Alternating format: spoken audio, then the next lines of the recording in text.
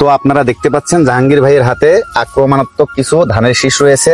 আপনি কি জানেন ফসলের ক্ষতিকারক পোকাগুলো দমনের জন্য ঘরে বসেই প্রাকৃতিক উপায়ে কীটনাশক তৈরি করা যায়, যেটা ফসলের জন্য উপকারী এবং পরিবেশ বান্ধব?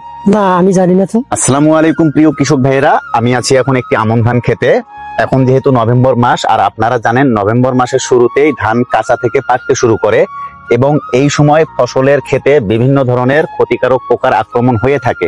এর মধ্যে বিশেষ করে রয়েছে মাজরা পোকা, পাতা মোড়ানো পোকা, গাছ ফড়িং সহ শীষ কাটা পোকা।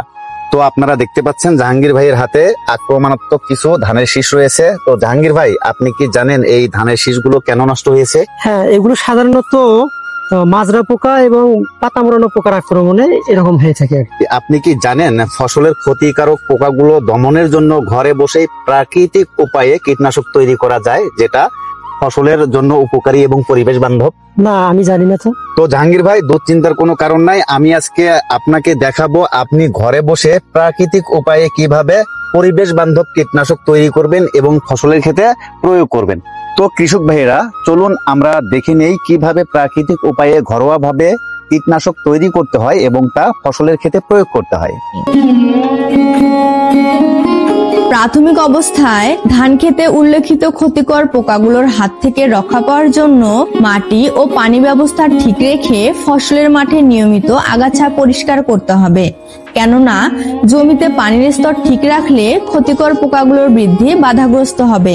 এর পরেও যদি এই ক্ষতিকর পোকাগুলো দমন না হয়, তাহলে ধানের শীষ কাটা পোকা ও ক্ষতিকর সকল পোকার আক্রমণ রোধে প্রাকৃতিক স্প্রের জন্য নিম পাতা ও নিম ফল দারুণ কাজ করে, কেননা নিমে থাকা অ্যাজাডিরাকটিন উপাদান পোকামাকড় তাড়াতে সাহায্য করে এবং তাদের জীবনচক্র বাধাগ্রস্ত করে।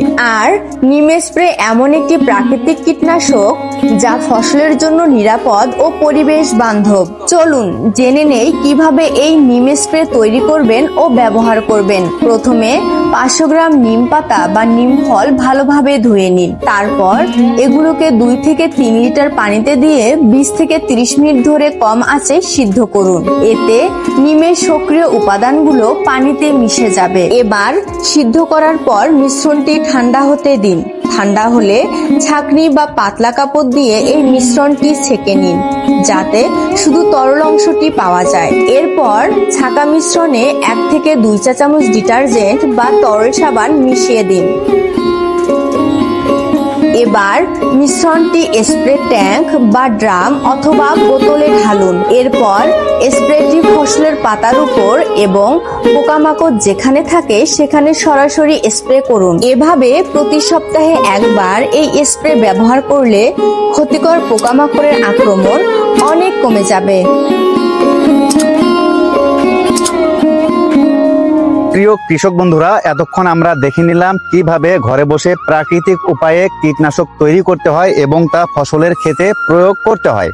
তো আমরা যদি এভাবে প্রাকৃতিক উপায়ে কীটনাশক তৈরি করে ফসলের ক্ষেতে ব্যবহার করি, তাহলে ফসল উৎপাদনে খরচ কমে যাবে এবং এটি পরীক্ষিত ও পরিবেশ বান্ধব হওয়ায় পরিবেশের ভারসাম্য রক্ষা পাবে।